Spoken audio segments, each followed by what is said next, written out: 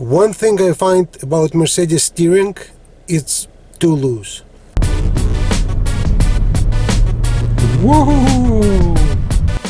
It's too soft, especially on Mercedes SUVs. Wow! If wind blows,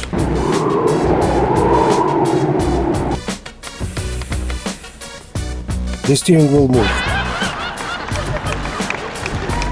Which is good, it's comfortable, but if you go fast,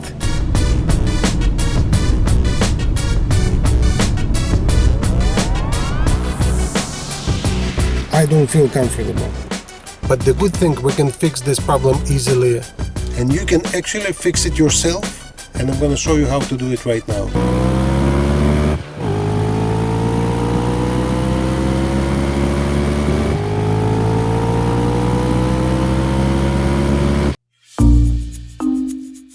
If you look down in between seats, you'll see Dynamic Select Controller. Now, some other models it looks a little different, like for example this C-Class, but it's basically doing the same thing.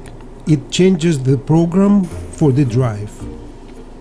Let's look at the media screen and see exactly what's changing. Every time when you start the car, it defaults to comfort mode, which defaults to the comfort powertrain and steering. But you can completely reprogram your car for a sporty drive, changing the powertrain and the steering for the sport mode. The individual program is very interesting, but we'll discuss it later in this video.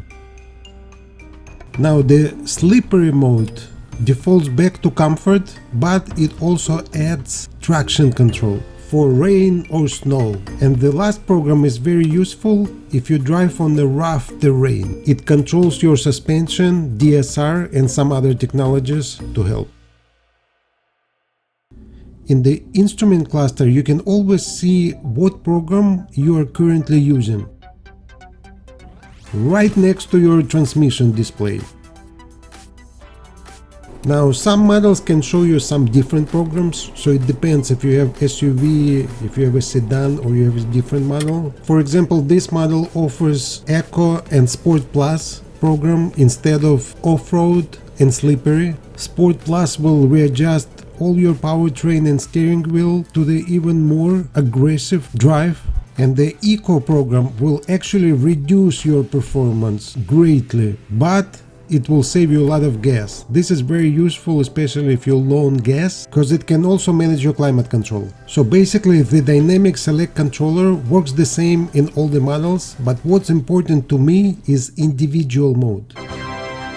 I don't care about sport, comfort or any other program. All I care about is individual. But before we do individual, you have to really understand the difference between sport and comfort. So here's what I'm gonna do. I'm gonna put one camera on my media screen. The second camera I'm gonna point to the instrument cluster. And the third camera will face the street, and I'm gonna do it at night. And the reason I'm gonna do it at night, there's no any reflection on our screen and we can see clearly. First, I'm gonna test the comfort program. So as you can see, we have our powertrain in the comfort mode and our steering wheel in the comfort mode. Let's put in reverse. One thing I like about this camera, when I put reverse even at night, it's like very bright. You can see everything around you.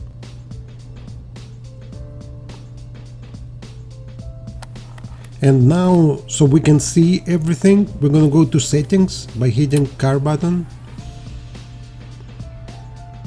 And then we're gonna scroll to the right. And go into Dynamic Select and hit enter. Now Dynamic Select has 3 different menus. Engine data, vehicle data and individual configuration, but right now we're gonna go into vehicle data. So this way we can see what's happening with the car while we drive. On the right bottom side of the media screen, you can see brake pedal input. So it shows you the pressure that I'm applying right now to the brake pedal. So out of 100%, I was pressing 81% to hold the car, which was more than enough. Now you can see at the front left wheel, it shows minus 18%. So the wheel is turning, and it's basically degree of the wheel angle. And keep watching it turning. Right now it's 30 degree. Now if you look on the media screen on the right side, on the top, it says 30%. That's my gas pedal input. That's how much pressure I'm applying to the gas pedal. 30% out of 100% because I'm driving slow. I don't really need to put any more pressure. And right now I'm not pressing brakes or gas pedals. It's called coasting. The car flies on its own.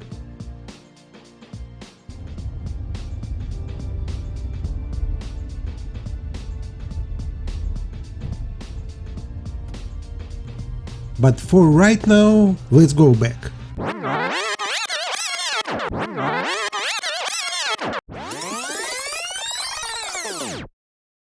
This time I want you to pay attention to the automatic transmission gear shifting and tachometer to watch RPM. So right now we just start moving, and as you can see, we're already in the fourth gear. So transmission changes gear so fast, and we barely pass 1000 RPM and we're already in fourth gear, which is unbelievable. This is super fast shifting, which personally I don't like. And right now I'm making full stop, and if you're looking at my transmission gear, I'm in the second gear. So transmission didn't even drop to the first gear. So now when I start driving, I don't have full power because I didn't start from the first gear, I started from the second gear. So comfort transmission is designed to save you gas, but you really lose a lot of power. Right now let's go on the freeway and see how it feels on the freeway. Another thing, my steering is very soft and it's all over the place. So as you can see, transmission shifts, I'm already in the fifth gear, and it barely lets you rev above 2000 RPM, and it just wants to shift gears like freaking fast. Now the good thing about suspension, it actually dropped. You see right now it's at 0, it dropped like almost 1 inch.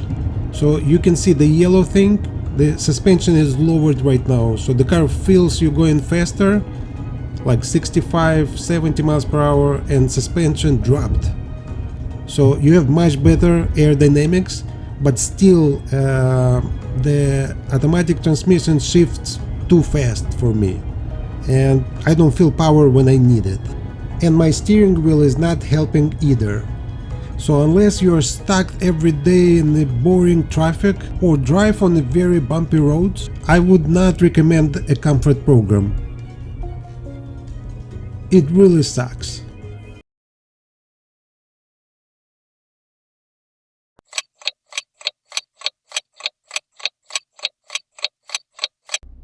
Now let's start from the same position and test the sport program and see the difference.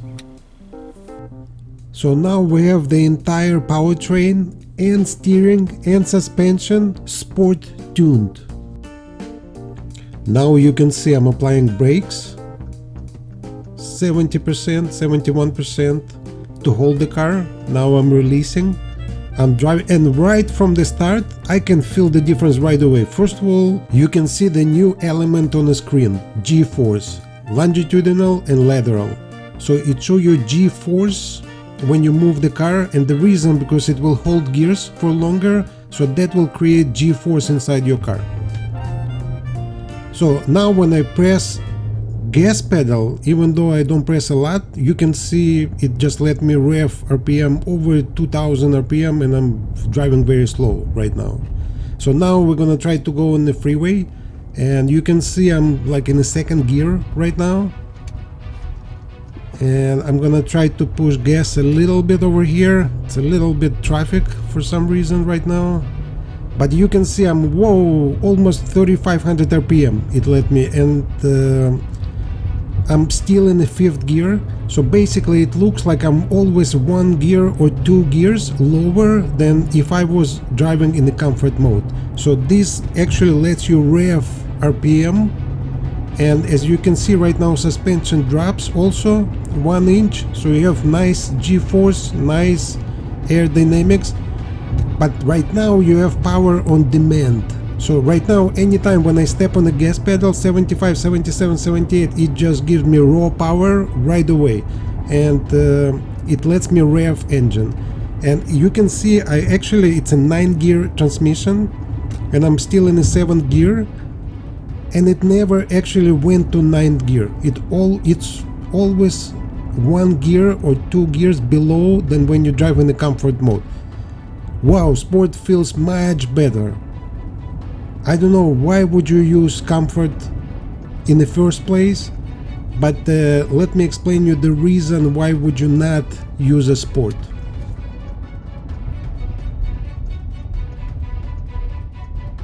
If you use sport program all the time, you're gonna visit gas station very often. Sport program consumes a lot of gas. So, and also sport is not as comfortable when you drive on the bumpy roads. Comfort has a little bit softer suspension. So if money is not an issue, be my guest, drive in sport all the time. But I would recommend to balance based on traffic and road conditions.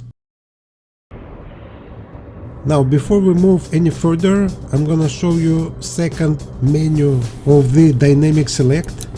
It's called engine data, and we're gonna hit enter.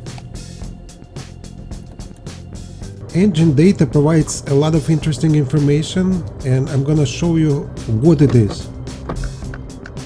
On the left side you can see the oil temperature gauge. On the right side you can see the current voltage gauge. In the middle you can see horsepower produced in real time. And on the bottom you can see the torque, pound per feet, also in real time. Right now I'm in the sport program and I'm going on the freeway, and whoa! You see my torque went almost 320 pound per feet, and it also almost doubled my horsepower, which tells me this is really high quality engine. So now I'm gonna try to floor my gas pedal. I have this guy in my way right now. Let me just get over him, and I'm gonna step on it. Whoa! So you can see right now I have 366 pound per feet and 313 horsepower, and I just stepped on the gas all the way for 1 second. That was nice. Some of my videos are not easy to understand from the first time, and I know sometimes it gets a little frustrated, but you can always pause, rewind and watch again. There is no reason to go crazy on me.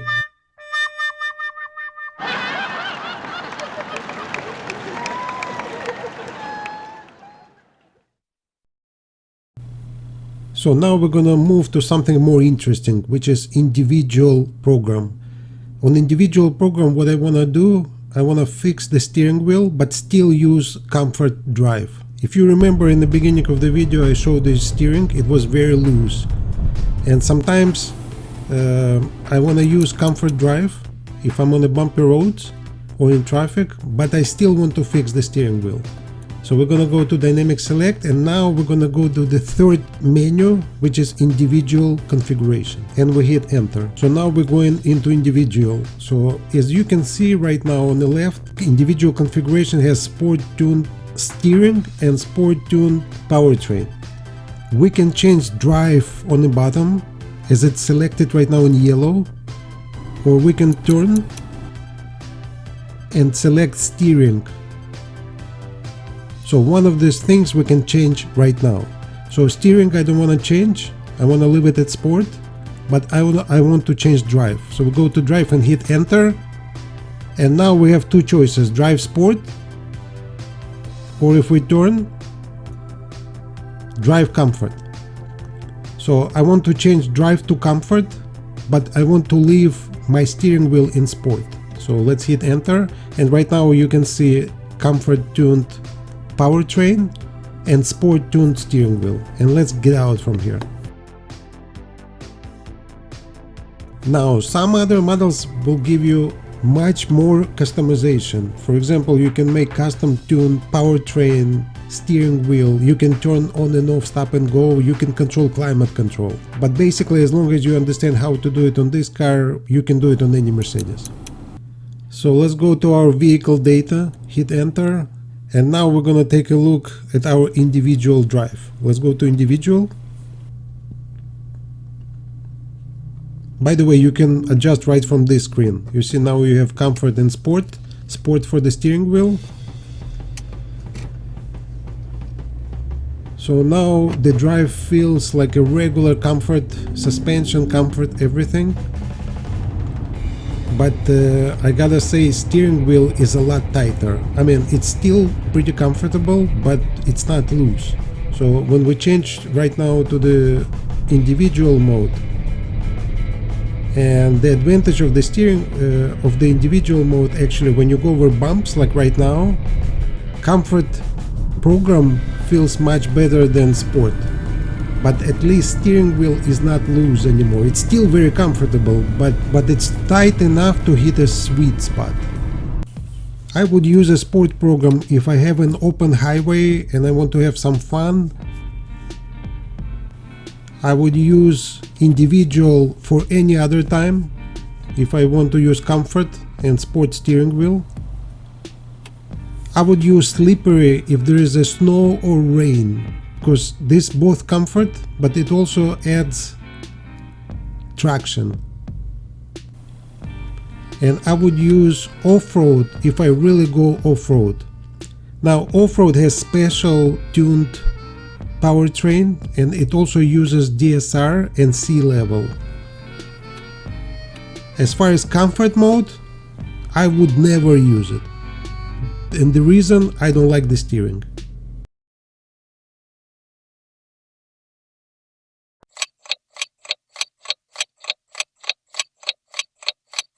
Let's talk a little bit more about the steering wheel. A lot of us were taught to hold the steering wheel as close as possible to 10 and 2 o'clock, including me. But I think the time has changed, and the steering wheel developed into a completely different thing than it used to be. So right now, if you hold your steering wheel to 10 and 2 o'clock, I see a lot of problems. First, you don't cover entire travel of the steering wheel. And the second, your hands will get tired because they're kind of under pressure to hold it in this position.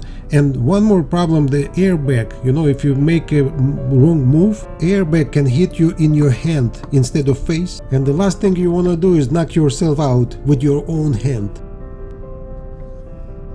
So on the latest models, I would recommend to hold your hands as close to 9 and 3 as possible, as wide as you can. You will have much better control and much better visibility of the car. And just to prove my point, look at this Mercedes steering. You see it has special opening for your hands and it's really wide. So these new steering wheels, that's how you have to hold them, wide. And you will feel much comfortable and you will control entire travel of the steering. So if you take one hand and then another hand, it goes all the way. So you're completely in control of to maneuver your car while you drive. If you go to the right, you see you take one hand, second hand, and you cover entire travel. So you're in complete control of your steering wheel and you're in complete control of your car. And another thing, when you hold your steering like this, your hands are not tired, they're relaxed. And also a lot of things you can control without taking your hands off the steering wheel, just holding it like this. A lot of corners and maneuvers can be done without taking your hands off the steering wheel completely. And also when you drive like this, you're completely relaxed and very comfortable. And the question of today is, have you ever used the dynamic select and have you ever tried the individual mode? Please let us know in the comment section below. To learn more, please visit our award-winning website mbzmaster.com.